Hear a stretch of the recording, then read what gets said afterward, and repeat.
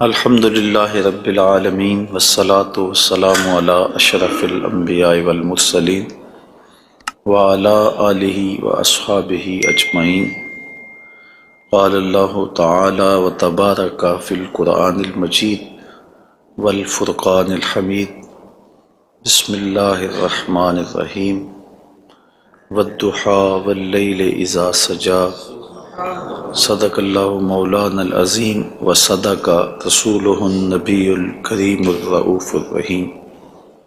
اللہم نور قلوبنا بالقرآن وزین اخلاقنا بالقرآن وادخلنا الجنة بالقرآن ونجنا من النار بالقرآن۔ قال اللہ تعالی وتبارک فی شان حبیبہ مخبرا وآمرا ان اللہ وملائکتہ یصلون علی النبی یا ایہا الذین آمنوا صلوا علیہ وسلموا تسلیما۔ الصلاة والسلام علیک یا نبی الرحمہ وعلی آلک واصحابک یا رسول الملاحمہ۔ الصلاة والسلام علیک یا رسول اللہ وعلی آلک واصحابک یا محبوب رب العالمین۔ تمام حمد و ثناء، تعریف و توصیف اللہ جل مجدہ الکریم کی ذات بابرکات کے لیے، جو خالق کائنات بھی ہے اور مالک شش جہات بھی۔ اللہ جل وعلا کی حمد و ثناء کے بعد رسول رحمت، شفیع معظم، نبی محتشم، اللہ کے پیارے، امت کے سہارے، رب کے محبوب، دانائے غیوب، مالک رقاب امم، فخر عرب و عجم، والی کون و مکان، سیاہ لا مکان، سید انس و جاں، سرور لالا رخاں، نیر تاباں، سر نشین مہوشاں، ماہ خوباں، شہنشاہ حسینہ، تتمہ دوراں، سرخیل زہرہ جمالاں، جلوہ صبح ازل، نور ذات لم یزل، باعث تکوین عالم، فخر آدم و بنی آدم، نیر بطحا، رازدار ما اوہا، شاہد ما طغا، صاحب علم نشرہ، معصوم آمنہ احمد مجتبیٰ، حضرت محمد مصطفیٰ صلی اللہ علیہ وآلہ وسلم کے حضور ناز میں اپنی عقیدتوں، ارادتوں اور محبتوں کا خراج پیش کرنے کے بعد، عالی مرتبت محتشم سامعین، السلام علیکم ورحمۃ اللہ وبرکاتہ۔ ماہ نور ربیع الاول اپنی تمام تر رعنائیوں کے ساتھ جلوہ گر ہوا جا رہا ہے، اور ہم حضور نبی رحمت صلی اللہ علیہ وآلہ وسلم کے شمائل پر کچھ باتیں آپ کے سامنے رکھنا چاہ رہے ہیں۔ اللہ تعالیٰ کلمات حق زبان پہ جاری فرمائے، اور حضور کے جمال جہاں آرا کی برکتوں سے ہماری روحوں میں نکھار پیدا فرمائے۔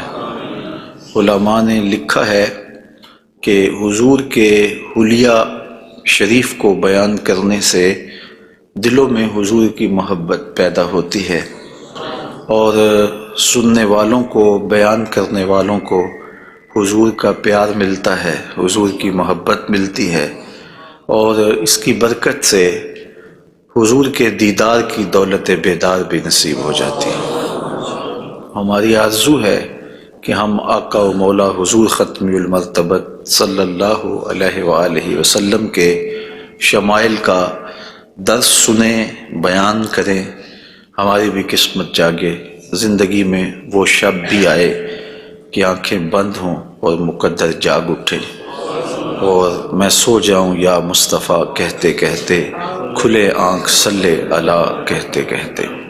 باقی جہاں تک حضور کے شمائل کو بیان کرنے کا حق ہے، وہ کوئی بھی نہیں کر سکتا۔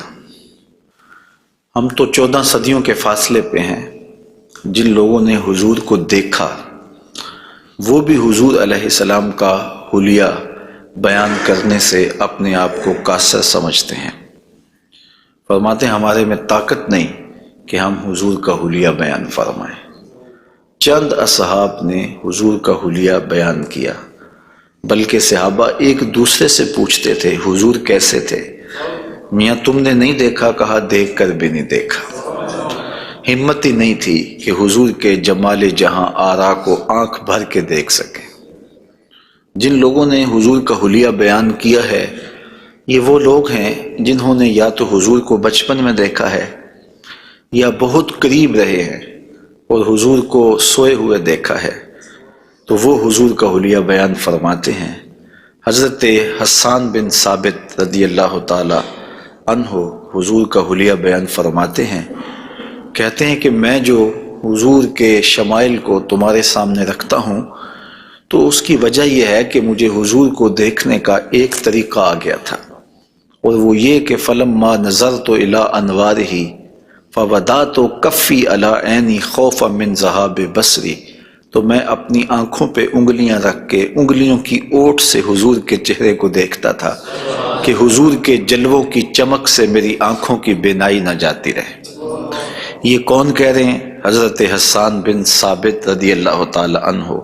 اور آپ سارے اچھی طرح جانتے ہیں کہ حضرت حسان بن ثابت شاعر ہیں، اور شاعر حسن دیکھنے میں بڑا دلیر ہوتا ہے، اور وہ جو شاعر ہے اور حسن دیکھنے میں دلیر ہے وہ بھی آنکھوں پہ انگلیاں رکھ کے دیکھ رہا ہے، اور ابھی یہ حسن ظاہر نہیں ہوا۔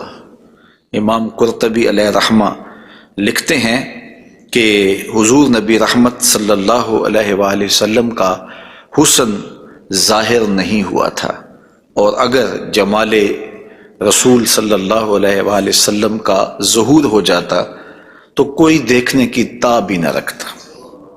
حضور کے جمال جہاں آرا پر 70,000 بشریت کے پردے رکھے گئے، لیکن اس چھپے ہوئے حسن کو بھی دیکھنے کی تاب نہیں ہے، اور اگر یہ حسن بے نقاب ہوتا تو کیا ہوتا؟ یہی بہتر ہے کہ وہ پردے میں روح پوش رہے، وہ اگر پردہ اٹھا دے تو کسے ہوش رہے۔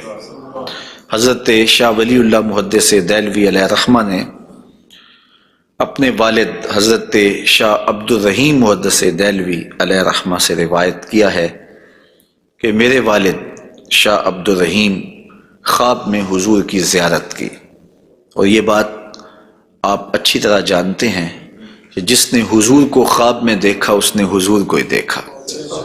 شیطان خواب میں آ کر بھی حضور کی مثل ہونے کا دعویٰ نہیں کر سکتا۔ تو خواب میں حضور کو دیکھا اور عرض کی یا رسول اللہ صلی اللہ علیہ وسلم، آپ نے فرمایا ہے انا املہ و اخی یوسف اسبہ، میں نمکین حسن والا ہوں اور میرا بھائی یوسف میٹھے حسن والا تھا۔ وہاں تو زنان مصر کی انگلیاں کٹ گئیں، اور یہاں ایسا کوئی واقعہ پیش نہیں آیا، جبکہ حسن ملی حسن صبی کی نسبت زیادہ پرکشش ہوتا ہے، تو وہاں انگلیاں کٹ گئیں اور یہاں ایسا کوئی واقعہ پیش نہیں آیا، تو اس کی کیا وجہ ہے؟ تو حضور نے جو خواب میں جواب دیا وہ حضرت شاہ عبد الرحیم نے بیان فرمایا، اور شاہ ولی اللہ محدث دہلوی علیہ رحمہ نے در سمین میں اس کو لکھا۔ آقا کریم نے فرمایا جمالی مستور عن اعین الناس غیرۃ من اللہ، اے عبد الرحیم، اللہ نے غیرت محبت کی وجہ سے میرے حسن کو لوگوں کی نظروں سے چھپا کے رکھا ہے۔ کوئی محب نہیں چاہتا کہ میرا محبوب کوئی دیکھے۔ قتیل شفائی نے کہا تھا نا، اس حد تلک بڑھ گئی ہے بے اعتمادی کہ تجھ کو تجھ سے بھی چھپانا چاہتا ہوں۔ وہ کہتا ہے میری تو آرزو یہ ہے کہ تو آئینہ بھی نہ دیکھے۔ تو محب کی غیرت ہوتی ہے کہ اس کے محبوب کو کوئی نہ دیکھے۔ تو کہا کہ میرے حسن کو لوگوں کی نظروں سے چھپا کے رکھا گیا ہے، اور اگر یہ حسن ظاہر کر دیا جاتا تو کوئی تاب نہ لا سکتا۔ تو یہ چھپے ہوئے حسن کا عالم ہے کہ دیکھنے والوں کو پھر بھی انگلیاں رکھ کے دیکھنا پڑتا ہے، اور اگر یہ بے نقاب ہوتا تو پھر کون تاب لا سکتا؟ مولانا حسن رضا اعلی حضرت کے برادر محترم فرماتے ہیں وہ اگر جلوہ کریں کون تماشائی ہو۔ تو یہ وہ حسن ہے کہ جو تمام کا تمام ظاہر نہیں کیا گیا اور لوگوں کی نگاہوں سے پوشیدہ رکھا گیا، لیکن وہ بشریت کے پردوں کی اوٹ سے چھن چھن کے بھی اس قدر تابہ ہے کہ پوری کائنات کے اندر رنگ اسی حسن کے جھلکتے دکھائی دیتے ہیں، اور ہر طرف اسی کے انوار پھیلے ہوئے نظر آتے ہیں۔ تو حضور کے حسن کا بیان، حضور کے حسن کا ذکر اگرچہ انسانی استطاعت میں نہیں ہے اور اس کے بس میں نہیں ہے، لیکن اس کے باوجود صحابہ کے دور سے لے کر آج تک لوگوں کا یہ محبوب موضوع رہا ہے کہ وہ حضور علیہ السلام کے حسن کا ذکر کر کے اپنے قلب کی تسکین کا ساماں کرتے ہیں۔ علماء نے یہ بھی لکھا ہے کہ جو شخص حضور کے حسن کو بیان کرے لوگوں کے دلوں میں اس کے لیے پیار پیدا ہو جاتا ہے۔ آج ہر شخص چاہتا ہے کہ میں ہر دل عزیز ہو جاؤں، تو یہ سادہ سا نسخہ ہے کہ کائنات میں حضور کے حسن کے تذکرے کیا کرو، دنیا تم سے پیار کرنے لگ جائے گی۔ تم محبوب الخلائق بن جاؤ گے اگر تم اس محبوب دو عالم کے حسن کو لوگوں کی نظروں کے سامنے بیان کرو گے۔ انشاءاللہ حضور کے مختلف اعضاء کے حسن کا ذکر ترتیب وار کیا جائے گا، اور اہل محبت نے اور اصحاب رسول نے اس پر کیا محبتوں کے پھول پیش کیے ہیں۔ یقیناً آپ کے قلوب کو فرحت بھی ہوگی، قرار بھی ملے گا، اور آقا کریم کے حسن دل پذیر اور حسن جاں فضا کی مستیوں میں آپ کھو بھی جائیں گے۔ حضرت جابر بن سمرہ رضی اللہ تعالی عنہ فرماتے ہیں کہ لیلۃ الادحیان تھی، 14ویں رات کا چاند تھا، اور حضور یمنی چادر اوڑے ہوئے استراحت فرما رہے تھے، اور میں کبھی آسمان کو دیکھتا تھا، کبھی حضور کے جمال جہاں آرا کو دیکھتا تھا، اور یہ سوچتا تھا کہ میں فیصلہ کروں کہ آسمان کا چاند سونا ہے یا مدینے کا چاند سونا ہے۔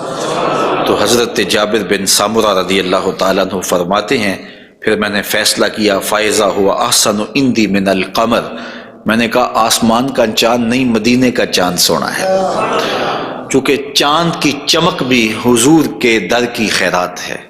چاند کو، سورج کو، شمس و قمر کو جو روشنیاں دی گئی ہیں وہ حضور کے صدقے سے دی گئی ہیں۔ تو کائنات میں جہاں بھی اجالا ہے، جہاں بھی روشنیاں ہیں، جہاں بھی نور ہے، وہ نور حضور علیہ السلام کا ہی ظہور ہے، اور حضور کا نور ہے کہ جو کسی سے مستعار نہیں لیا ہوا، وہ حضور کا اپنا نور ہے، اپنا حسن ہے۔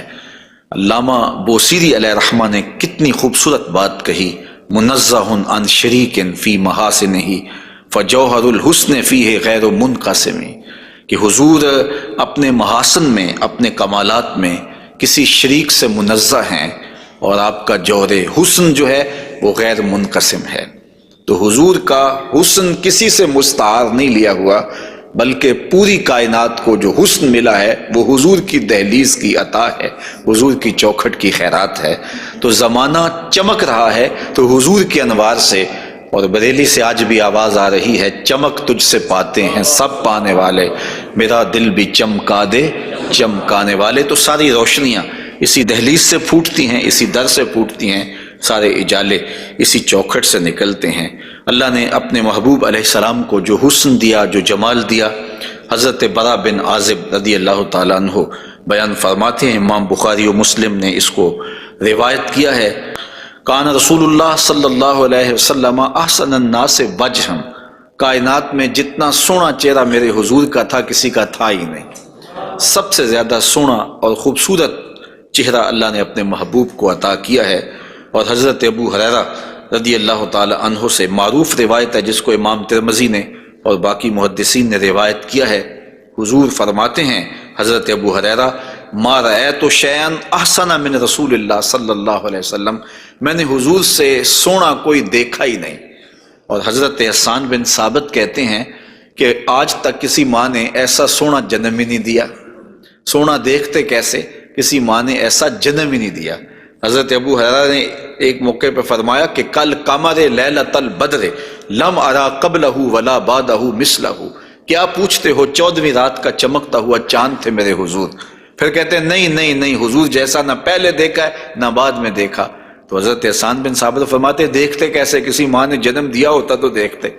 خدا نے وہ سچائی پن چھڑیا جدے وچ محمد نو ٹالیا سی، حسینہ جمیلہ دا منہ موڑ دیتا، محمد بنا کے قلم توڑ دیتا۔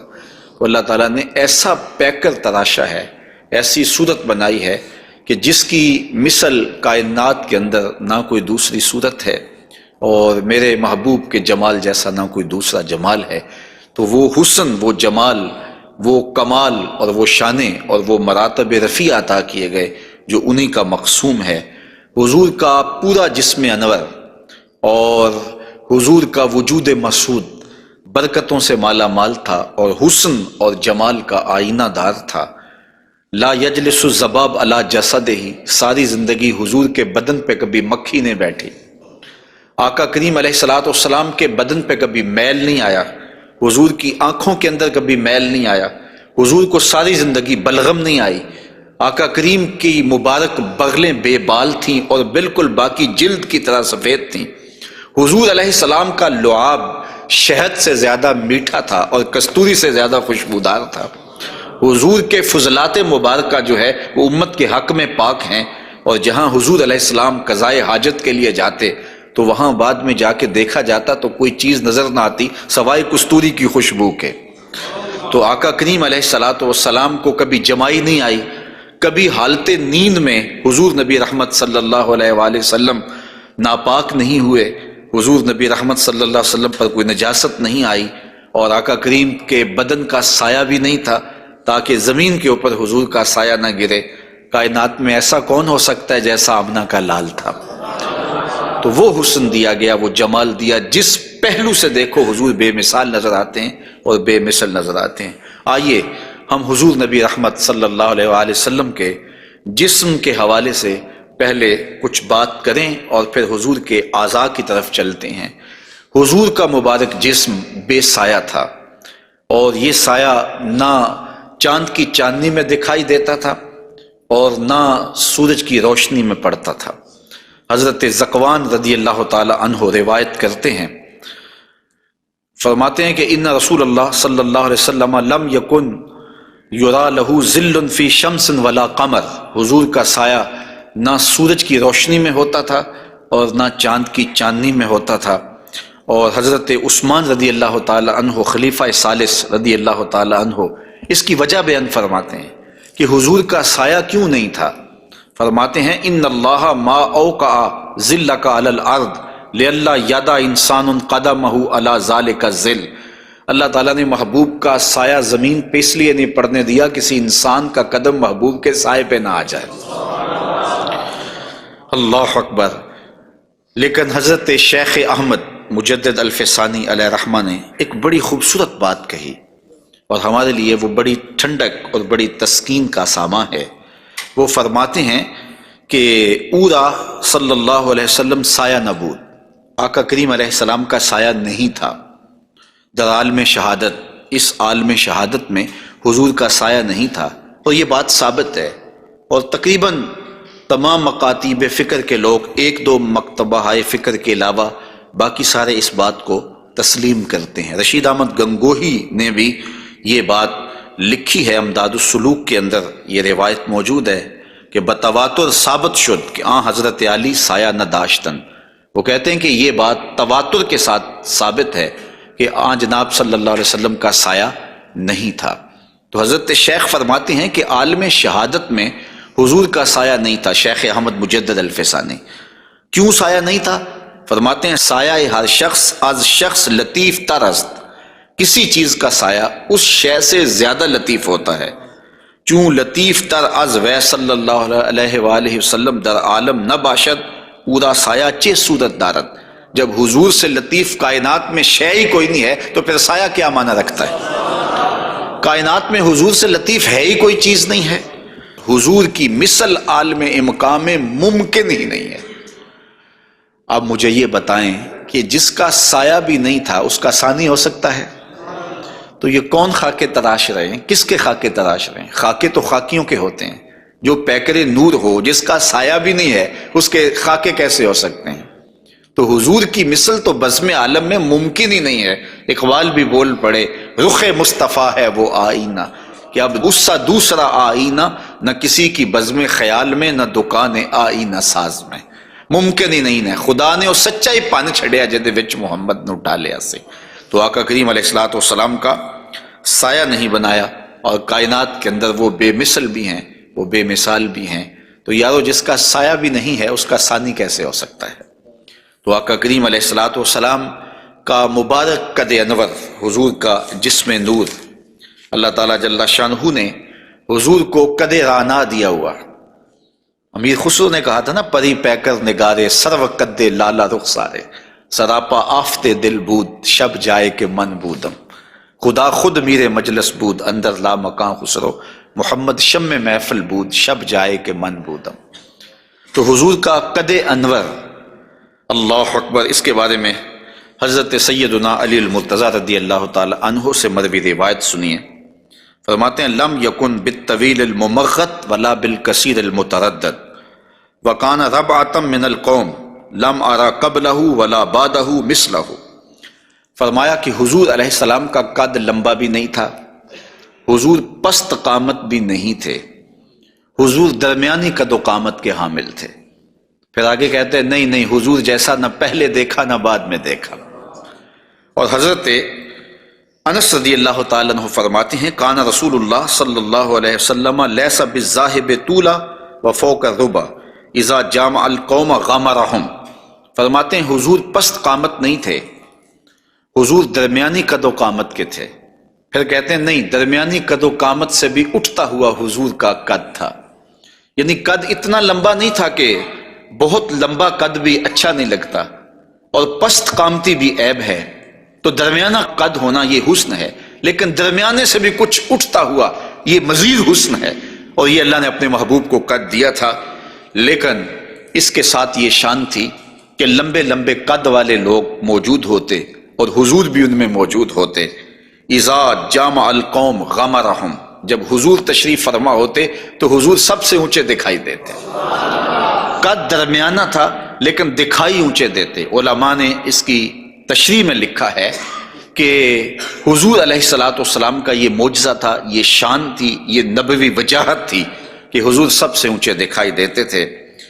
ام معبد جو حضور کا حلیہ بیان کرتی ہیں، اور انشاءاللہ ان سے مروی روایت اور ان کا تفصیلی واقعہ ہم آگے چل کے بیان بھی کریں گے، تو وہ حضور کے قد پر کہتی ہیں غصن بین غصنین، دو شاخوں کے درمیان اٹھتی ہوئی جیسے شاخ ہوتی ہے، اس طرح حضور کا قد رانا تھا۔ تو آقا کریم علیہ السلام کا قد، اللہ اکبر۔ حضرت انس سے ایک اور روایت سن لیجئے، وہ فرماتے ہیں کان رسول اللہ صلی اللہ علیہ وآلہ وسلم احسن الناس قواما و احسن الناس وجہا، کہتے ہیں جیسی قد و قامت میرے حضور کی تھی، کائنات میں اتنا سونا قد کسی کا نہیں، اور جتنا سونا چہرہ میرے حضور کا تھا ایسا سونا چہرہ کسی کا نہیں ہے۔ قد بھی سونا اور چہرہ بھی سونا، اور زمانے میں اتنا سونا رب نے کوئی پیدا ہی نہیں کیا، چونکہ سب سے حسین سب سے جمیل اپنے محبوب کو بنایا۔ لکھاں آئے لوگ زمانے تے محبوب خدا جیا کوئی نہیں، لکھاں سونے بن بن بیندے نے اودی خاکے پا جیا کوئی نہیں۔ جو حسن انہیں دیا، جو جمال انہیں دیا، وہ انہی کی خوبی ہے۔ حضور نبی رحمت صلی اللہ علیہ وآلہ وسلم کے قدموں کے حسن کا ذکر کرتے ہیں۔ حضرت نبی رحمت صلی اللہ علیہ وآلہ وسلم کے مبارک قدموں کی جو ہتھیلیاں تھیں وہ پرگوشت تھیں، اور انگلیاں قوی بھی تھیں، مضبوط تھیں اور خوشنما تھیں، اور مبارک تلوے گہرے تھے اور صاف تھے، نرم تھے اور چکنے تھے۔